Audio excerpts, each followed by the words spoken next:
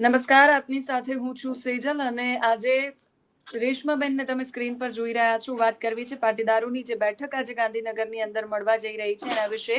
એવું કહેવાય છે કે ગુજરાતમાં રાજનીતિ અને જાતિને અલગ રાખવા જોઈએ, પણ મોટે ભાગે આપણેથી એવું થતું નથી. જ્યારે પણ ચૂંટણીઓ આવે કે જ્યારે પણ બીજા કોઈ પણ મુદ્દા આવે તો રાજનીતિ અને જાતિને જોડવામાં આવે છે, એમાંય પાટીદારોને ખાસ જોડવામાં આવે છે. રેશમાબેન આપણી સાથે જોડાયા છે. આજે બેઠક છે અને બેઠક પોલિટિક્સ એવું કહેવાય રહ્યું છે આજે. તો એ શું આખી ચિંતન શિબિરમાં શું મુદ્દાઓ છે, શું ચર્ચા થવાની છે, રણનીતિ શું છે સમાજની, એ મુદ્દાઓ વિશે જાણવાનો પ્રયાસ કરીશું. રેશમાબેન, આપનું સ્વાગત છે જમાવટમાં. નમસ્તે, જય હિન્દ. રેશમાબેન, બેઠક પોલિટિક્સ એવું નામ અત્યારે અપાઈ રહ્યું છે અને ચર્ચાઓ સોશિયલ મીડિયામાં બેઠક પોલિટિક્સ એવી રીતે થઈ રહી છે. ચિંતન શિબિર આજે ગાંધીનગરની અંદર મળવા જઈ રહી છે. પાટીદાર લડાયક આગેવાનો જે છે, જે આંદોલન સમયે હતા, એ બધા જોડાવાના છે એવી માહિતી પણ છે. શું ખાસ મુદ્દાઓ આજે ચર્ચાના રહેવાના છે? અહીંયા જે શબ્દ તમે કહો છો કે બેઠક પોલિટિક્સ, હકીકતમાં એવું કઈ છે નહીં.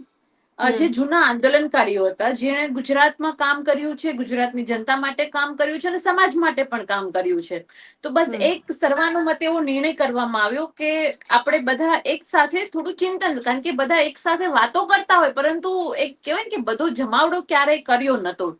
તો એના હમ માટે અમે એક ચિંતન શિબિરનું આયોજન કર્યું છે કે સમાજના ઘણા બધા એવા પડતર પ્રશ્નો છે, ઘણા મુદ્દાઓ છે, ઘણા સામાજિક એવા મુદ્દાઓ છે કે જેને લઈ અને આજના વર્તમાન સમયમાં આપણે અવેરનેસ, જાગૃતતા ફેલાવવાની જરૂર છે. તો આ અમારી જે બેઠકનો મોટિવ છે, જે હેતુ છે, એ એટલો હમ જ છે કે સામાજિક રીતે સંગઠિત થઈ અને એ અભિયાનને પરિણામલક્ષી સમાજમાં કઈ રીતે લઈ જઈ શકીએ અને સમાજમાં જે પણ કઈ એવા બનાવો બને છે, જે કઈ ત્રુટિઓ છે, જે કઈ દૂષણો છે, એને લઈને અમે એને ટૂંકમાં ખતમ કરી શકીએ અને પરિણામ સારું લાવી શકીએ. બસ એ જ આશયથી જેટલા પણ આંદોલનકારીઓ છે ને ભેગા થવાના છે. અને જેમ પોલિટિક્સની વાત આવે છે તો સ્વાભાવિક છે કે જયારે દરેક આંદોલનકારીઓ અલગ અલગ પક્ષમાં છે, હમ તો જયારે અમારા બધાના ચહેરાઓને એકસાથ જોવે તો લોકો વાતો કરશે, જોડી દેશે. તો એ મને લાગતું નથી કે કોઈ તથ્ય છે. જ્યારે વિસાવદરની વિધાનસભાની ચૂંટણી હતી, એની ચર્ચાઓ જ્યારે થઈ રહી હતી, એ સમયે વરુણભાઈનું એક ટ્વીટ સામે આવ્યું હતું ને એમણે એવું લખ્યું હતું એ ટ્વીટની અંદર કે શું હવે એવું લાગી નથી રહ્યું કે પાટીદારોને ચિંતન કરવાનો સમય આવી ગયો છે?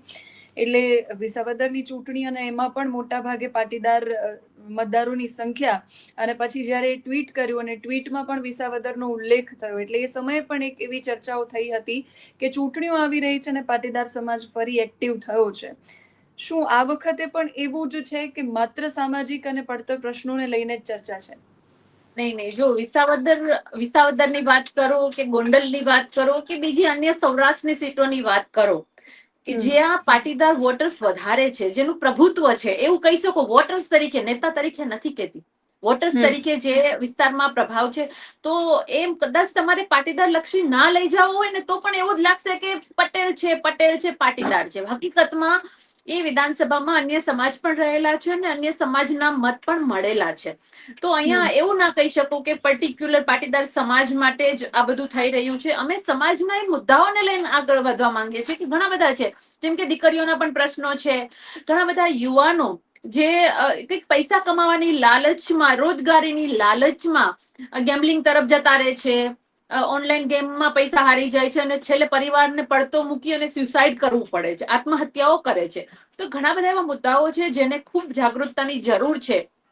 આ તો કેવું છે કે જાગૃતતા પોતપોતાના વિસ્તારમાં બધા ફેલાવતા જ હોઈએ છે. આજે અમે અમારા વિસ્તારમાં બેઠા હોઈએ તો અમે અમારા જિલ્લામાં, અમારા સૌરાષ્ટ્રમાં કરતા હોઈએ છીએ. અમદાવાદ હશે, અમદાવાદ કરશે, મહેસાણામાં હશે, ઉત્તર ગુજરાતમાં હશે, સુરતમાં હશે, બધા કરતા હશે. પણ કહેવાય છે કે એ પરિણામલક્ષી પહોંચવામાં ટાઈમ લાગે છે, કારણ કે એક મોટો અવાજ ભેગો થાય અને એ અભિયાનના રૂપમાં ચલાવવામાં આવે તો એનું પરિણામ સારું આવે. બસ એ જ આશયથી ભેગા થઈએ છીએ. પોલિટિકલી આમાં કોઈ એવું છે નહીં. જ્યારે પણ પાટીદાર સમાજ ભેગો થતો હોય ને એમાંય જ્યારે લડાયક આગેવાનો ભેગા થતા હોય એટલે સ્વાભાવિકપણે ચર્ચા એવી થવાની છે કે આજે પાટીદારો ભેગા થયા છે, હવે રાજ્યમાં કંઈક નવા જૂની કરવાના છે. આમ પણ ગુજરાતમાં છેલ્લા 10-15 દિવસથી એ ચૂંટણી હોય કે ઉમેશ મકવાણાનો મુદ્દો હોય, સતત રાજનીતિ ગરમાયેલી છે અને ઉથલપાથલ સતત જોવા મળી રહી છે. ફરી એકવાર આપને હું એ જ સવાલ પૂછીશ કે શું આ સરકાર પર પ્રેશરનો મુદ્દો છે કે પછી સામાજિક પ્રશ્નો છે કે પછી વિસાવદરમાં ગોપાલભાઈની જીત થઈ છે એના પછી આ બેઠક છે? આવું કઈ છે કે માત્ર સમાજ કેન્દ્ર સ્થાને છે? અહીંયા કોઈ જીત પછીની બેઠક છે કે કોઈ પોલિટિકલી છે એવું છે નહીં. હું તમને આમાં સિમ્પલી કહેવા માંગીશ કે પાટીદાર સમાજની વાત આવે તો સરકાર પર પ્રેશર કરવાની વાત આવે તો હું માનું છું કે ગુજરાતની 6.5 કરોડ જનતા જે છે, આટલી ત્રાહિમામ છે, આટલી હેરાન પરેશાન છે, તો ઓલરેડી ભાજપ પ્રેશરમાં છે. અને એના ઉદાહરણ એ છે કે આજે સમજો એને આમ આદમી પાર્ટીના ધારાસભ્યને કઈ પણ રીતે ભરમાવાની કોશિશ કરી છે ને, કારણ કે એવું શું મજબૂરી હોય કે અમારા ધારાસભ્યને કા પદ છોડવું પડે છે અને કાં તો એમને પાર્ટીમાંથી રાજીનામું આપવું પડે છે, ધારાસભ્ય પદ ઉપરથી રાજીનામું આપવું પડે છે. આવી કઈ મજબૂરી હોય છે? તો અહીંયા મારો કહેવાનો મતલબ એટલો જ છે કે કોઈ પોલિટિકલી નથી. હા, એટલું ચોક્કસ છે કે કોઈ સમાજને લઈને, સામાજિક મુદ્દાઓને લઈને જ્યારે કોઈ કાનૂનની વાત આવે કે ભાઈ કઈ કાનૂન બનાવવો પડે એમ છે, દીકરીઓ માટે કાનૂન બનાવવો પડે એમ છે, મહિલાઓ માટે કાનૂન બનાવવો પડે એમ છે, તો પાટીદાર આંદોલન હતું ને ત્યારે પણ સર્વ સમાજની વાત કરી છે, ત્યારે પણ સર્વ સમાજની સાથે રાખીને કામ કર્યું છે. અને તમને એ પણ ખબર છે કે જ્યારે પરિણામ આવ્યું, જ્યારે ઈબીસી આવ્યું, ત્યારે પણ ખાલી પાટીદાર સમાજને નહીં પરંતુ અન્ય સમાજને પણ એમાં સામેલ કરવામાં આવ્યા છે ને એનો ફાયદો આજ દરેક સમાજ લઈ રહ્યો છે. તો કહેવાનો મતલબ એક જ છે કે અમારું કઈ જે અભિયાન હશે એ અભિયાનમાં અન્ય સમાજને લગતા પણ કોઈ પ્રશ્નો હશે કે જે સિમિલર છે, જે મહિલા રિલેટેડ છે, તો સરકારને કેવું પડે તો અમે કહીશું, કારણ કે કાનૂન તો સરકાર બનાવશે ને, વિરોધ પક્ષ તો બનાવશે નહીં. કયા કયા આગેવાનો છે હાજર રહેવાના છે? તમારી વાતચીત કોઈની સાથે થઈ છે કે કોઈ માહિતી કે પછી જે લડાયક નેતાઓ છે એ જ હાજર રહેવાના છે? નહીં, જે આમ તો જાહેર આમંત્રણ છે, એટલે અમારા જે કન્વીનરો હતા જે આખા ગુજરાતમાં ફેલાયેલા છે એ દરેક જે, અને મુખ્ય આગેવાનો તો આવવાના જ છે. હવે કોણ આવશે કોણ નહીં એનો તો કોઈ ઓફિશિયલ માહિતી એટલા શોર્ટ ટર્મમાં કઈ આવવાની છે નહીં. અને આ કોઈ એવું કોઈ ઓર્ગેનાઇઝેશન દ્વારા કઈ ક્રિએટ કરવામાં નથી આવ્યું. એક વિચાર આવ્યો કે ભાઈ સાથે મળવું છે એટલે સ્વાભાવિક છે કે બધાને પારિવારિક સંબંધો હોય જ છે, તો બસ એ જ મુદ્દાને લઈને સૌએ નક્કી કર્યું કે ચલો આપણે મળીએ છીએ. હું જેને ઓળખ્યું એમને મેં ફોન કર્યા હોય, બીજા અન્ય ભાઈઓ બીજા કોઈ, એવી રીતે કરી અને બધા ભેગા થવાના છે. તો કહેવાનો મતલબ એટલો જ છે કે કોઈ પર્ટિક્યુલર નામ હું તમને આપી નહીં શકું, કારણ કે ક્યારે કોણ હાજર હશે કોણ નહીં હોય એનો ઓફિશિયલ ડેટા મારી પાસે પણ ના હોય, કોઈ પાસે નહીં હોય. તો બસ હવે રાહે એ જ બેસવાનું છે કે મીટિંગ થાય, તમે ચહેરાઓ જોઈ લેજો કે કેટલા છે. બની શકે કોઈ ચહેરાઓ હાજર ના આપી રહી શકે, પોતાના વિસ્તારના કામ હોય, કઈ કાર્ય હોય, ક્યાંક સામાજિક અટવાયેલા હોય, તો એવું પણ બની શકે કે કોઈ પણ. એનો મતલબ એવો નથી કે એ નથી. દરેક લોકો આ શિબિરમાં હાજર રહે એવી સૌની ઈચ્છા છે અને એના કારણે જ અસફળ કાર્ય થયું છે. વિસાવદરમાં ગોપાલભાઈની ભવ્ય જીત થઈ છે, શું એમને તમે ફોન કર્યો છે? એ હાજર રહેવાના છે? ગોપાલભાઈ અત્યારે વિસ્તારમાં કાર્યરત છે, એટલા માટે જીત્યા છે તો સ્વાભાવિક છે કે અભિનંદન, પ્રજાનું જે કહેવાય છે કે અભિવાદન જે હોય છે એમાં પણ બિઝી હોય છે. એટલે ગોપાલભાઈનું આવવાનું તો હવે ગોપાલભાઈને જ ખ્યાલ હશે, કારણ કે એટલું બધું એમનું શેડ્યુલ બિઝી છે, તો હું કહી નહીં શકું. પણ જાહેર આમંત્રણ છે તો સ્વાભાવિક છે કે લડાયક નેતાઓને તો આવવાનું જ છે. હાર્દિકભાઈ પટેલ હાજર રહેશે આમ તમે કહી રહ્યા છો જાહેર આમંત્રણ છે, પણ તો બી એ જાણવાની એનું પણ હું તમને સેમ જ કહીશ. છે કે નહીં? એનું પણ હું સેમ જ કહીશ કે ધારાસભ્ય છે, એક સંવિધાનિક પદ ઉપર બેઠા છે, તો હવે એ લોકો હાજર રહેશે કે નહીં રહેશે એનો નિર્ણય તો એ કરશે. હજી સુધી કઈ એવા ઓફિશિયલી મેસેજ આવ્યો નથી કે હું તમને કહી શકું. તો હવે જોવાનું છે કે કેટલા આવી શકે છે. રેશમાબેન, આજનો દિવસ તો નક્કી થઈ ગયો, 2 વાગે મીટિંગ છે તો નક્કી થઈ ગયું. હવે તો થોડી ઘણી માહિતી તો તમારી પાસે પણ હોય કે આ મુદ્દાઓ ચર્ચાવાના છે અને આ લોકોને ફોન કર્યા છે અને આટલા તો કમસે કમ હાજર રહેવાના જ છે. આ પ્રશ્ન કદાચ 2 દિવસ પહેલા પૂછાયો હોત તો ચોક્કસથી રેશમાબેનને ના ખબર હોત કે કોણ આવવાનું છે. એવું નથી સેજલબેન, એવું નથી. આમાં કેવું છે કે હું 5 ના નામ દઉં પછી બીજા 5 ભાઈઓ આવવાના હોય તો મારા નામનો કોઈ અર્થ નથી રહેતો, સમજો. કે એટલા માટે જ હું કહું છું કે મુખ્ય આંદોલન કરી, અને તમારા મીડિયા જગતથી તો અમે આંદોલનકારી બન્યા છીએ. અમને કોનો સપોર્ટ હતો? કોઈનો નહોતો, મીડિયાનો હતો. સરકાર તો અમારી પાછળ હાથ ધોઈને પડી હતી. તો તમારા થકી જ અમે લોકો આ મોટા થયા છીએ. એનો શ્રેય હંમેશા હું મીડિયાને આપું છું અને આપતી રહીશ, કારણ કે મને ગર્વ છે કે તમે અમારો અવાજ ન બની આવો તો કોણ સાંભળે તમને. તો કહેવાનો મતલબ એ જ છે કે મીડિયાને ખબર છે કેટલા આંદોલનકારીઓ સક્રિય હતા, કયા આંદોલનકારીઓની યુનિટીની શું તાકાત હતી, અને 2017માં સરકારને કેટલી ભીં પડી હતી એ બધી ખબર છે. તો બસ એટલી જ આશા રાખું છું કે તમારા સાથ સહકારથી અમે સકારાત્મક કાર્ય કરી શકીએ, અને જરૂર પડે તો સરકારને પણ કહી શકીએ. અને અમે વિરોધ પક્ષમાં જ છીએ આમ આદમી પાર્ટીમાં. અમારું તો કામ જ છે કે સરકારનો કાન પકડવાનો. વિરોધ પાર્ટીની વાત કરી એટલે આપને એ પણ પૂછવાનું કે વિસાવદરની જીતમાં તમે ક્યાંય દેખાયા નહીં. એમાં એવું હતું બેન કે મારું એક ઓપરેશન થયેલું હતું ઇલેક્શન પહેલા જ, અને એની ઓફિશિયલ જાણ મેં મારી પાર્ટીને કરેલી હતી. અને ઇલેક્શનમાં મેં મારી રીતે ગામડાઓમાં જે પ્રવાસ કરવાનો હતો, અને ઇલેક્શન પહેલા તો અમે ગામડા ખૂંદેલા જ હતા. તો પાર્ટી મારે જેટલું કામ કરવાનું હતું મેં કર્યું છે. અને આગામી દિવસોમાં પણ પાર્ટી માટે જે કામ કરવાનું છે અવિરત કરતા રહીશું. એટલે એમાં એવો કોઈ પ્રશ્ન નથી કે હું હતી નથી, કારણ કે મેં પણ ગામડાઓમાં પ્રચાર કરેલો જ છે. એક પ્રશ્ન એ પણ થઈ રહ્યો છે, તમે આમ આદમી પાર્ટી સાથે જોડાયેલા છો એટલે ઉમેશભાઈએ રાજીનામું આપ્યું. આમ તો આ પાટીદાર બેઠક સંબંધિત પ્રશ્ન નથી, છતાંય આપને પૂછી લઉં છું. ઉમેશભાઈ કહી રહ્યા છે કે પાર્ટી છે એ જાતિવાદ કરી રહી છે, અમુક જાતિઓને એ અવગણી રહી છે, અથવા તો એમના પ્રશ્નો નથી ઉઠાવી રહી.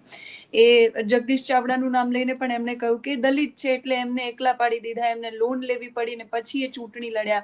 શું તમને પણ એવો અહેસાસ થાય છે પાર્ટીની અંદર?